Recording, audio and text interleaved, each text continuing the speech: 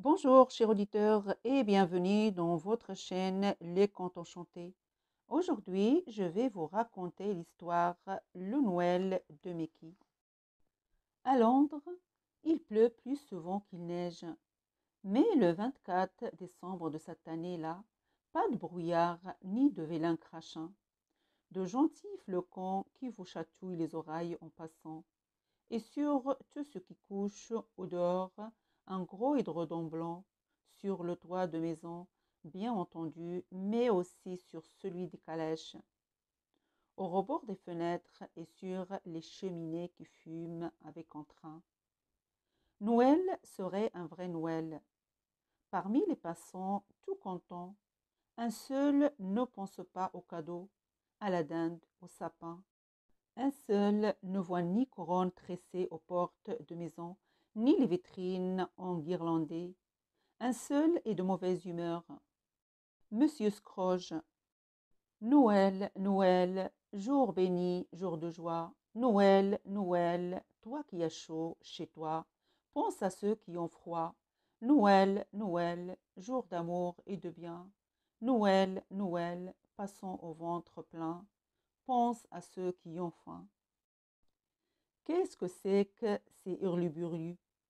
Ça vous casse les oreilles avec des cantiques à la noix, et ça ne pense qu'à vous prendre vos sous. Si les pauvres sont pauvres, bien fait pour eux, et s'ils veulent être riches, ils n'ont qu'à faire comme moi.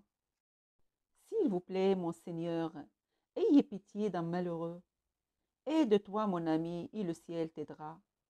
Enfin, si ça lui plaît, ajoute Scourge dans sa barbe, nommé sous prétexte qu'il est président-directeur général de la banque Scrooge et compagnie. Monsieur Scrooge est sans cesse poursuivi par tous les traînes misères, quémandeurs et mendiants de la ville. Et croyez-le, être riche par les temps qui courent, ça n'est pas rigolo. En fait de campagne, pour éviter tous les frais superflus, la banque Scrooge ne compte qu'un employé, Cratchit. Il fait des écritures et la lessive du patron. C'est pour lui que Scrooge apporte ce gros sac de linge sale. Autrefois, Scrooge avait un associé, Merley, un type bien, se dit-il chaque fois qu'il voit son nom barré sur l'enseigne de sa banque. Et du bout de sa canne, il lui adresse une tape amicale. Il dépouillait les veuves, roulait les orphelins et détournait les héritages à son profit. Tout ce qu'il faut pour faire un bon banquier. Hélas, le pauvre, c'est une façon de parler. Est mort voici 7 ans, le jour de Noël justement. Il ne laissait qu'un peu d'argent pour l'achat de sa tombe. Tout le reste, une fortune, devait être enterré dans un coffre près de lui. Ainsi disait son testament, ainsi fait-on, et qu'il repose en paix. Depuis les 5 heures du matin qu'il travaillait à son bureau, Cratchit était gelé. Il faut dire qu'à la banque Scrooge et compagnie, on ne chauffe pas beaucoup. Un bon cache-nez vaut mieux qu'un morceau de charbon. Telle est la devise du patron. C'est vrai qu'un cache-nez peut durer toute une vie et qu'un morceau de charbon part en fumée en moins de 2. Mais quand vos pieds et vos oreilles sont des glaçons, rien de meilleur qu'un petit feu. C'est l'avis de Cratchit. Après avoir bien hésité, tremblant de froid, il se décide. Hélas, à peine a-t-il levé le seau qu'un bruit de pas retentit dans la cour. Monsieur Scrooge. Ah, je t'y prends, gredin. Tu veux donc me ruiner, s'écrie le banquier en colère. Et il en laisse tomber son baluchon par terre. Par bonheur, Cratchit a rattrapé une extrémie le précieux combustible. Ce n'est pas pour moi, monsieur, mais pour mon encrier. L'encre est gelée et je ne peux plus écrire. L'argument est valable et une fois vérifié que Cratchit a dit vrai, Monsieur Scrooge accorde son pardon, puis il remet le charbon dans le seau. Nous disons donc 5 plus 5 plus 3000 moins 34. Je retiens 15 et je pose 7. Monsieur Scrooge n'aime rien tant que de compter ses sous. Elle les touche, les soupèse, les renifle, en fait de petites piles et de plus grandes, et les astique un à un chaque matin pour qu'ils brillent, mais en prenant bien garde de ne pas les user. Cratchit, de son côté, s'est remis au travail. Or le cœur n'y est plus. Il a quelque chose d'important à demander, mais rien à faire. Il n'ose pas. C'est alors que la porte s'ouvre avec fracas. Salut la compagnie et bonne Noël à tous. Bonjour, monsieur Fred. Joyeux Noël à vous aussi, s'écrie Cratchit, ravi. L'arrivée du neveu de monsieur Scrooge va peut-être le tirer d'affaire. Et en effet, comment, mon oncle, s'étonne aussitôt le bon Fred, vous faites travailler ce pauvre Cratchit un jour de Saint-Sylvestre? Et pourquoi pas, s'indigne Scrooge. S'il fallait honorer tous les saints, les affaires iraient mal. Mais demain, c'est Noël. Et Noël est un jour de travail comme un autre, abruti. Cratchit, découragé, replonge dans ses livres de contes. Moi qui étais venu vous inviter au repas de famille. Repas de famille, repas de famille. Je suis bien assez grand pour me nourrir tout seul, surgit Scrooge hors de lui. Allons, assez de temps perdu pour rien. Comme il retourne à son bureau, son neveu le retient. Prenez au moins cette couronne, je l'ai tressée moi-même par amitié pour vous. Amitié, amitié, tu peux te la mettre autour du cou, ton amitié, et la couronne avec. Sur ce, saisissant la couronne, il la lui passe par la tête jusqu'aux épaules, et d'un coup de pied aux fesses, on voit promener le malheureux. Mais Fred est entêté. Il accroche au passage la couronne à la poignée de la porte en s'écriant une dernière fois « Joyeux Noël quand même !» À peine s'éclipse-t-il que deux messieurs, l'air très sérieux et fort bien habillés, font leur apparition. Des clients jubilent Scrooge, pas trop tôt. Laisse-moi faire, Cratchit, je m'en occupe. Et il se frotte les mains.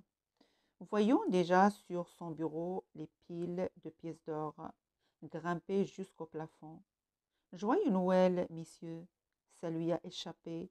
Que puis-je pour vous? Demande-t-il de sa voix la plus douce. Joyeux Noël, répondent en chœur les visiteurs. Nous quêtons pour les pauvres juste une ou deux petites pièces. Et Scrooge saute au plafond, puis se ressaisissant, écoutez bien ceci, messieurs. Si vous donnez des sous aux pauvres, plus de pauvres, et s'il n'y a plus de pauvres, plus de travail pour vous. Non, vraiment, je ne peux pas vous faire ça. Et il leur colle entre les mains la couronne de sapin. Décidément, pense Cratchit, une fois les visiteurs partis, ce n'est pas le moment de demander un congé. J'aurais pourtant tellement aimé fêter Noël auprès de mes enfants. Quand l'horloge sonne 7 heures, il se lève. Pas si vite, feignant, hurle Scrooge. Cette horloge avance de 2 minutes. Il est 6h58 à ma montre. Mais comme Cratchit s'apprête à se rasseoir, pour une fois passons, dit-il, puis il ajoute, il ne vient pas demain. J'aurai plus de quêteurs que de clients, et je ne tiens pas à te payer pour rien. Cratchit n'en croit pas ses oreilles, mais il ne fait ni une ni deux, prend le sac de linge sale à laver et claque la porte sur un retentissant « Joyeux Noël ». Lorsque Scrooge a quitté à son tour le bureau, il faisait nuit. Les rues étaient désertes et la neige tombait dru. Si dru qu'on ne voyait même plus les lumières des maisons. Peu importe, s'est dit Scrooge. Je connais le chemin qui conduit à la mienne comme ma poche. Mais quand il y arrive enfin, juste à l'instant où il enfonce la clé dans la serrure, horreur, sur la porte à la place du heurtoir, là où le matin même souriait encore cette bonne vieille face de lion, à la place Merlet, la tête de son associé Merlet, son associé mort, enterré, trépassé, décédé, balayé depuis 7 longues années. Saisi d'effroi, le banquier fait un bond en arrière, son chapeau s'en envole et il en lâche sa canne. De deux choses, l'une, ou bien il s'enfuyait à toutes jambes dans la nuit, ou bien il s'engouffrait dans sa maison. Il a choisi la deuxième solution. Il faut le voir monter 4 à 4 les marches. Mais soudain il se fige, un curieux bruit de chaîne vient de se faire entendre. Il se retourne.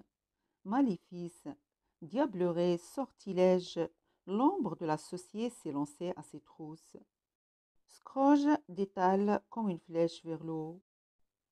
Arrivé à l'étage, il se rue sur la porte de l'appartement, qu'il referme au plus vite. Dieu merci, en bon Scrooge qu'il est, il a prévu le pire. En cas de mauvais coup, 3 énormes serrures, chacune à triple tour. Ce n'est pas qu'il y ait tant de choses à voler dans cet appartement. Il est même presque vide. Immense, mais presque vide. Et pour le coup, les quelques meubles aux allures de fantômes, sous leurs grands housses blanches, ne sont guère rassurants. D'autant moins rassurants que l'affreux bruit de chaîne retentit de nouveau. Les dents de Scrooge jouent des castagnettes. Il sait pertinemment qu'aucune porte, qu'aucune serrure au monde n'a jamais empêché un fantôme de passer. Celui-ci, en tout cas, a de l'éducation. Toc, toc, toc. Il frappe avant d'entrer. Et il entre. Ce cher Scrooge, s'écrie-t-il, en ouvrant grand les bras. On a donc oublié son vieil ami Marley. Mais oui, c'est moi, Marley, ton associé, Marley. Schrack. L'entrée du revenant est fracassante.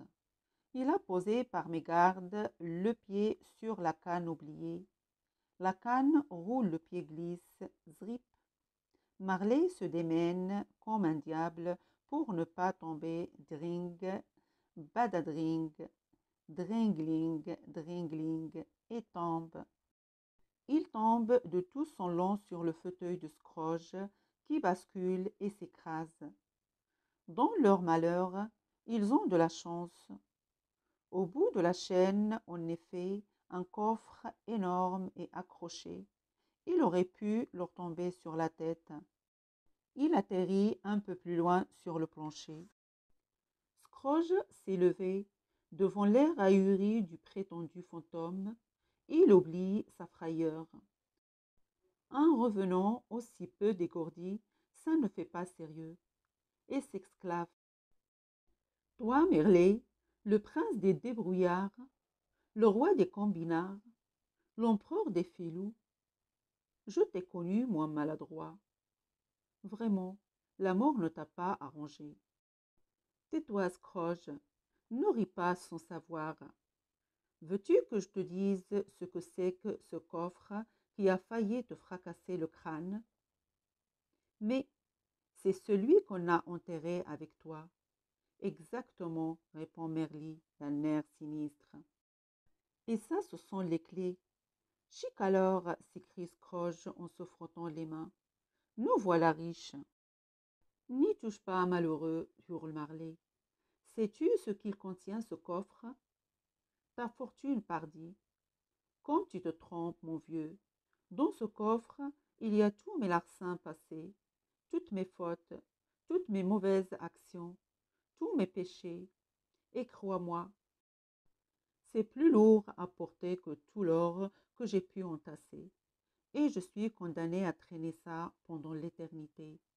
Je suis damné, mon vieux, damné, et toi, Scrooge, si tu continues à voler les gens, tu finiras comme moi. Scrooge a changé de tête, son front se plisse et ses yeux s'assombrissent. Alors Marley lève devant lui trois doigts terribles. Ce soir, trois fantômes frapperont à ta porte. Surtout, ne les repousse pas. Ils sont ta dernière chance avant l'enfer et les flammes éternelles. Écoute-les bien et fais tout ce qu'ils te diront. Ta dernière chance sur ces mots. Marley s'est éclipsé comme il était entré, dans un grand bruit de chaînes et sans souci des serrures ni des portes. Alors le pauvre Scrooge a de nouveau claqué des dents, mais cette fois, ce n'était plus de peur. Il avait chaud, il avait froid. Son front était tout ruisselant de sueur, et ses pieds, deux glaçants. La fièvre. Il s'est déshabillé en hâte, a mis sa chemise et son bonnet de nuit, et s'est enfui au fond de son lit. Mais voilà qu'une ombre se glisse dans la chambre. L'ombre n'est en fait qu'un tout petit bonhomme armé d'un parapluie. Il lève ce parapluie et frappe trois coups sur les cloches du réveil. Dring, dring. Courage, Scrooge, l'heure est venue. Scrooge ouvre un œil. Allez plus vite que ça. Mais qui êtes-vous? Je suis le premier des fantômes de Noël, le fantôme du passé. Mais j'aurais cru, j'aurais cru que, que vous seriez plus grand. Ne te moque pas des petits hommes, malheureux Scrooge.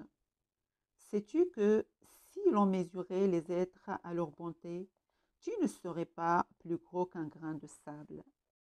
Scrooge ne répond pas, il a trop peur, mais il se demande bien ce que la bonté vient faire ici. D'abord, qu'est-ce que c'est la bonté?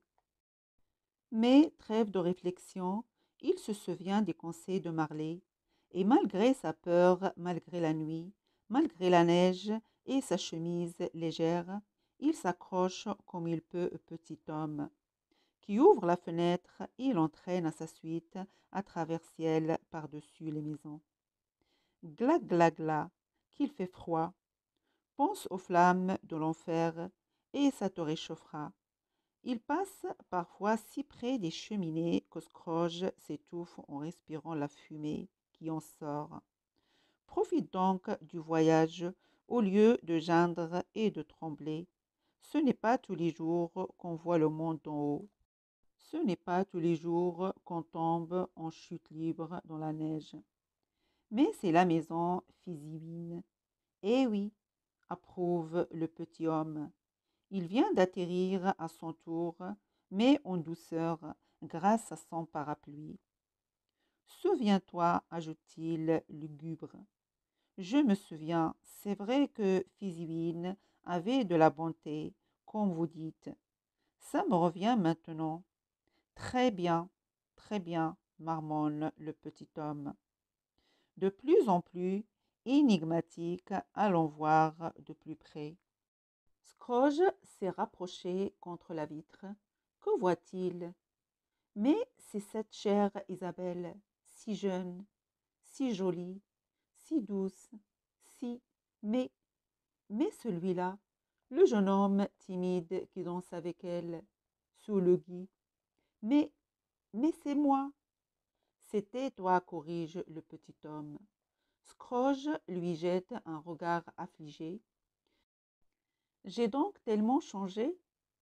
Si tu as changé, toi aussi tu avais de la bonté dans ce temps-là, avant que l'argent te pourrisse, achève le petit homme.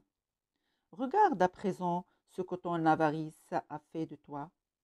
Mais, mais voici mon bureau, et celle-ci, c'est encore Isabelle.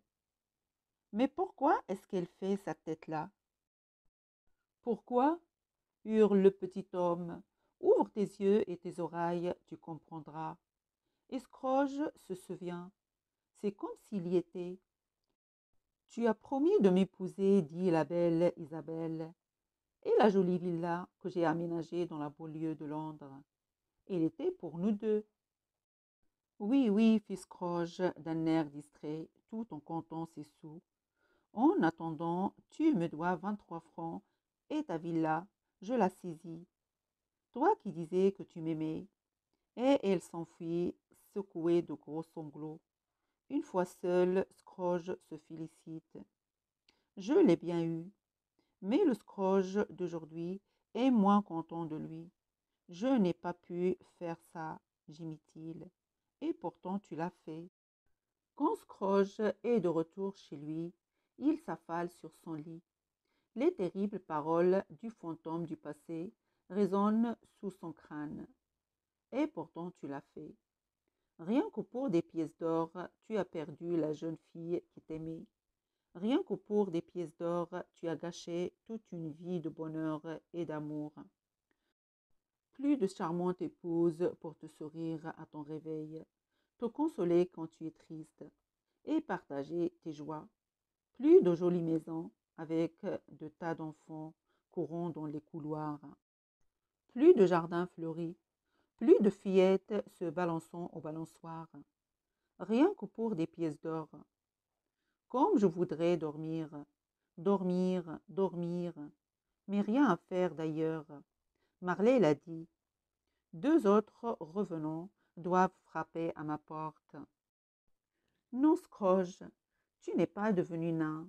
D'ailleurs, si l'on mesurait les êtres à leur méchanceté, tu serais grand comme une montagne. Mais pour l'instant, c'est moi le géant, le fantôme du présent. Viens par ici, que je t'examine.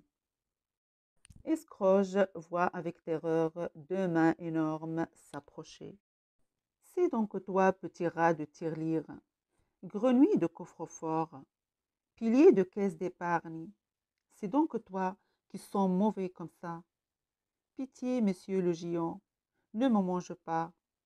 Te manger, résidu purulent, quand il y a tant de choses délicieuses à se mettre sous le dent. Et sur ce, il promène sa capture terrifiée au-dessus d'un stupéfiant amoncellement de victuailles pour géants. En guise d'amuse-gueule, les cochons de lait piqués, dont les crudents, des cuisses d'éléphant vinaigrette pour hors d'œuvre, une forêt en salade, un cachalot farci, tout un troupeau sur une seule brochette et des desserts indescriptibles, des tonnes de nougat, des montagnes d'éclairs, des avalanches de choux, des cascades de crème et des Niagaras de champagne. Soudain, le géant lâche Scrooge au-dessus d'une énorme coupe de fruits. Il atterrit sur une grappe de raisin, rebondissant de grain en grain comme sur autant de ballons gigantesques. Enfin, il parvient à retrouver son équilibre. Mais le géant soulève alors la grappe par la queue. Scrooge, affolé, s'agrippe comme il peut. Mais d'où vient tout cela, monsieur le géant? Du cœur, misérable avorton, du cœur. Tout ceci est la nourriture de la générosité. La générosité, celle que tu as toujours refusée à autrui. La générosité, jamais entendu parler de ça. Eh bien, c'est ce qu'on va voir, abominable ingrat. Le géant n'a pas hésité. Il a mis Scrooge dans sa poche et hop, le voilà qui soulève le toit de la maison et qui l'en sort comme d'une vulgaire boîte à chaussures. Ce qu'il fait noir malgré la neige. Il attrape le premier réverbère à portée de la main. Tout de suite, cela va beaucoup mieux. En avant, il marche d'un bon pas et dans sa poche, Scrooge est plutôt secoué. Enfin, je suis au chaud, se dit-il philosophe. Mais il n'est pas très rassuré. Où peuvent-ils bien aller ainsi, en pleine nuit et par un temps pareil? À 3 reprises, au son lointain de rires d'enfants, à l'écho d'un canting de Noël, à cette insupportable odeur de dinde rôtie, il devine qu'il passe près d'une maison. Tous ces gens qui s'amusent et dépensent de l'argent. Non, vraiment, il ne supporte pas. Terminus, tout le monde descend, annonce tout à coup le géant. Scrooge découvre alors la plus petite maison qu'il ait vue de sa vie. Jamais je n'aurais cru qu'à Londres il existe des bécoques pareilles, s'étend-il. Qui peut bien habiter là-dedans? Sûrement un bon à rien, un de ces mendiants miteux qui font la quête au coin des rues. Approche et tu verras, dit le géant en le poussant du doigt contre la vitre. C'est pour le coup qu'il ouvre les yeux ronds. Mais c'est Cratchit, mon employé. Ton employé, exactement, approuve le géant. Celui que tu payes à coups de pied aux fesses et qui passe tous les jours plus de 15 heures à compter ta fortune. Ce n'est pas de la générosité, ça. Et regarde ce qu'ils ont à manger. Infect rasubis, un soir de réveillon. Pas grand-chose en effet, admet Scrooge. Mais là-bas sur la poêle, cette énorme marmite. Cette énorme marmite, répète le géant. Devine ce qu'il y a dedans. Je ne sais pas, moi. De la choucroute, un cassoulet, un pot au feu. Mais le géant fait à chaque fois non de la tête.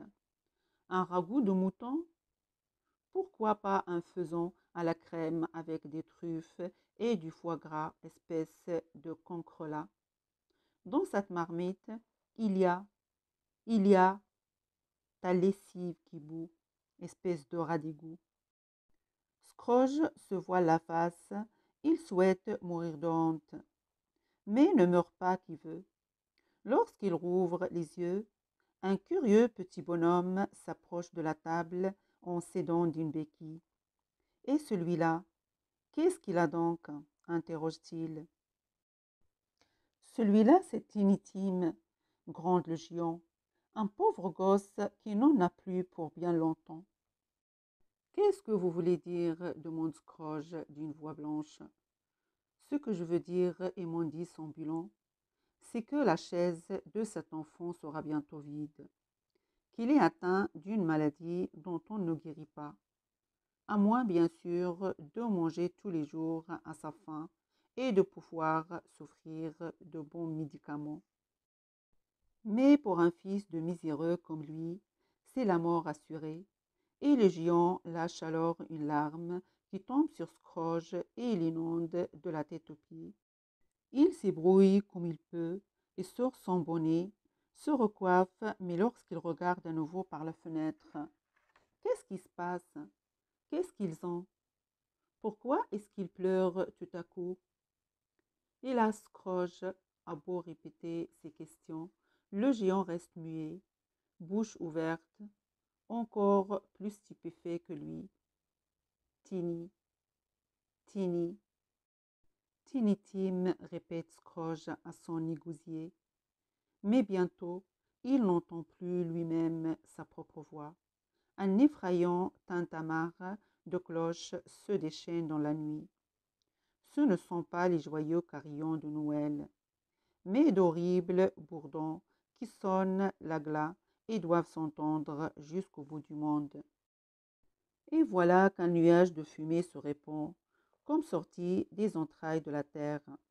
Le géant disparaît. Scrooge se sent soulevé, résiste, bat des pieds et des mains, mais les sonnailles redoublent et la tempête l'emporte.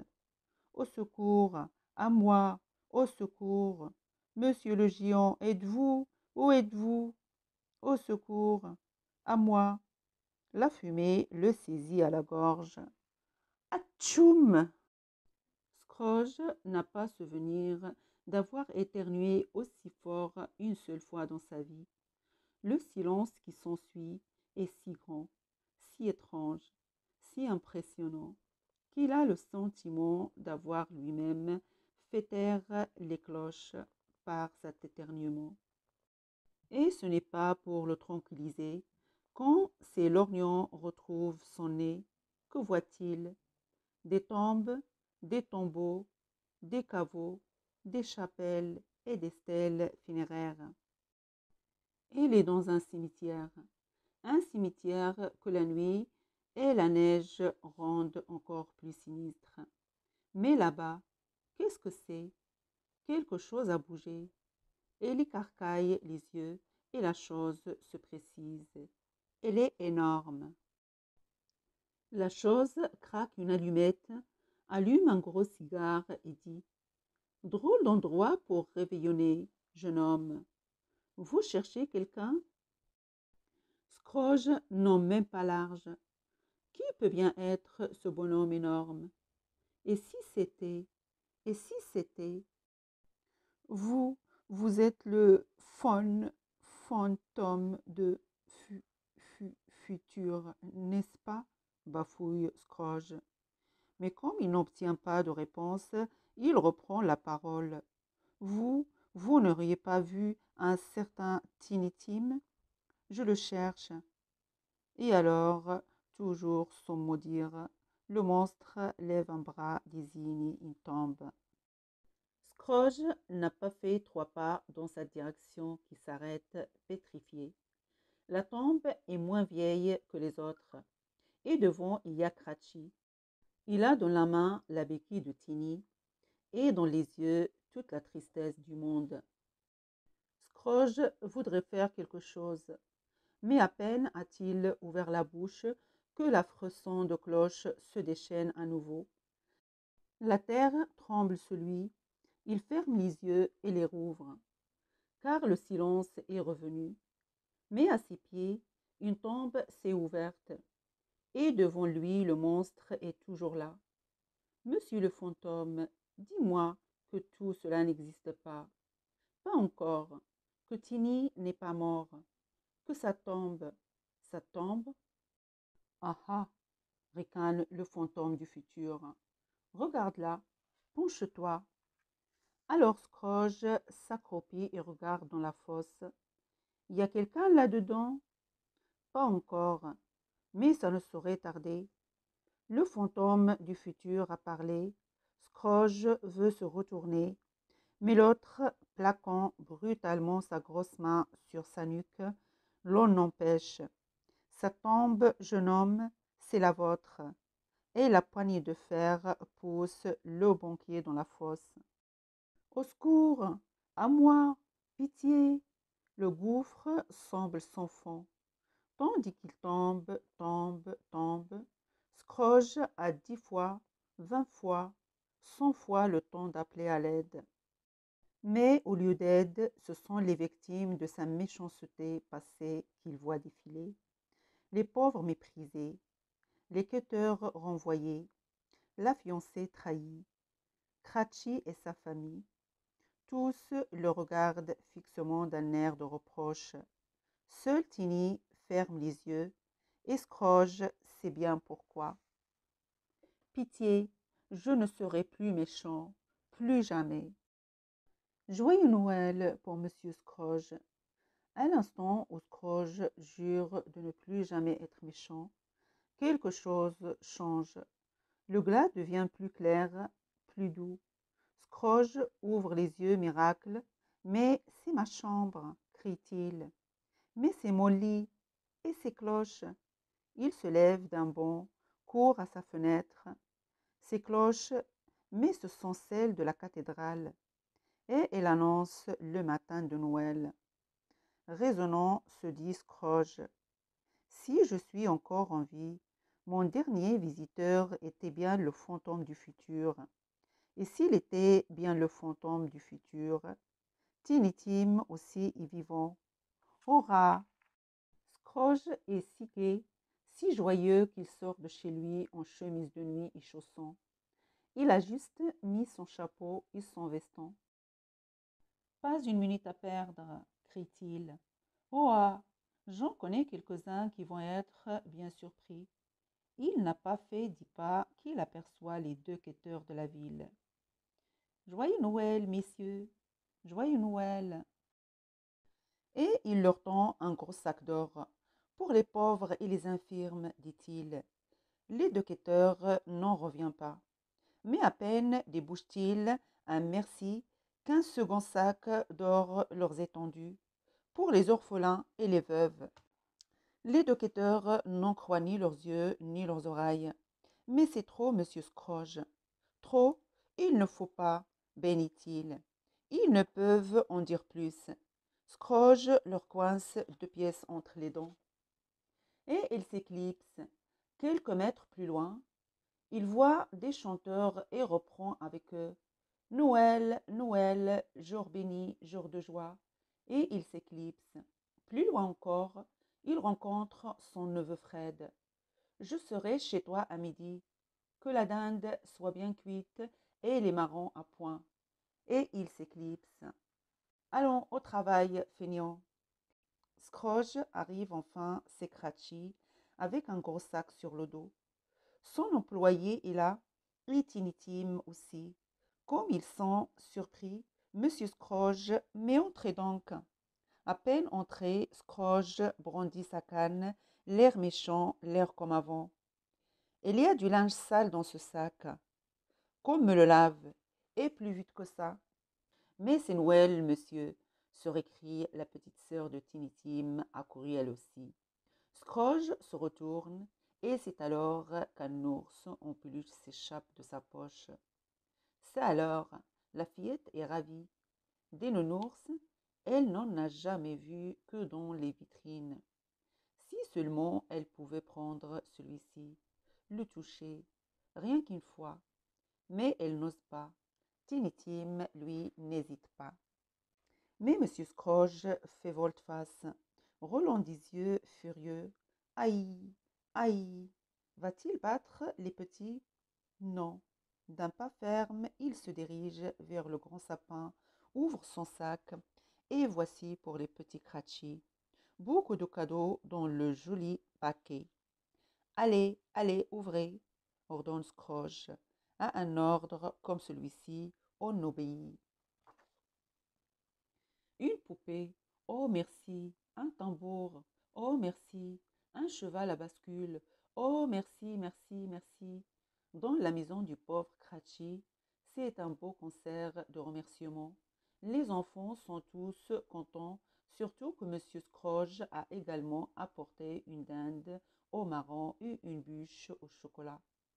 Bien entendu, dit Cratchit, vous mangez ce festin avec nous? Scrooge a une pensée pour Fred. Après tout, c'est Noël, décide-t-il. Il m'attendra un peu et le voilà à table, fêté par toute la famille Cratchit. Youpi, joyeux Noël! Eh bien, quelques changements.